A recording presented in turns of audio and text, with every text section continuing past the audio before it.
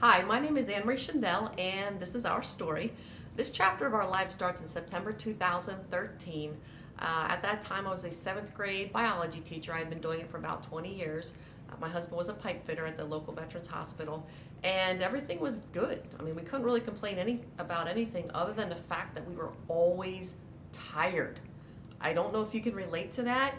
Um, I notice the closer I keep an ear, I hear a lot of people complaining about being tired. We were putting all of our energy into our jobs, and we had nothing left over at the end of the day.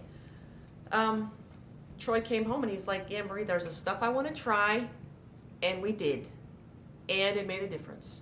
So the different people who asked, "Hey, what are you doing?" because they noticed, of course, we told them about it, but really nothing too seriously as far as business building goes. A little bit after that time, like I said, I was a seventh grade science teacher. There were changes coming in education, and I didn't like what was going on. I didn't like the changes. I could see how it was going to affect the quality of education of our students.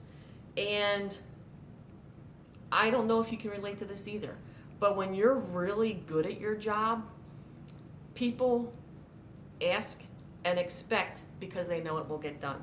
And I'm not saying that I was an incredible teacher, but I was surrounded by incredible teachers, and we were going all out.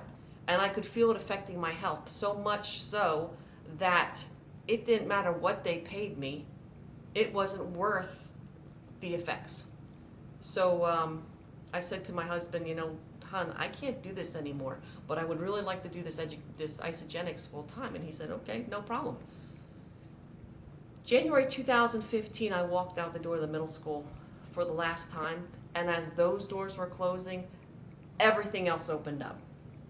We're actually recording this video right now from our living room in South Carolina, which doesn't seem like a big deal, except we just moved here in December 2015. And if you would have told me 2 years ago that I'd be living in South Carolina, I would have thought you're on something illegal, at least illegal in most states, because there's no way.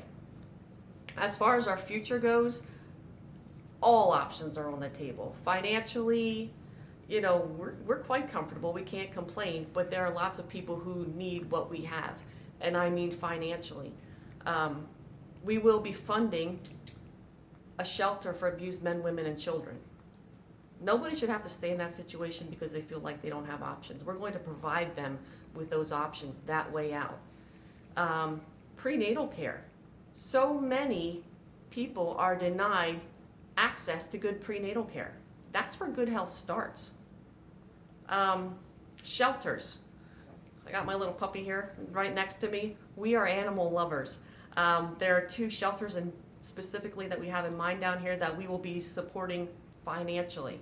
And I mean, we do have some other causes that, we hold near and dear to our hearts because of confidentiality, but we have what these people need from us financially, and we will be supporting them in their causes.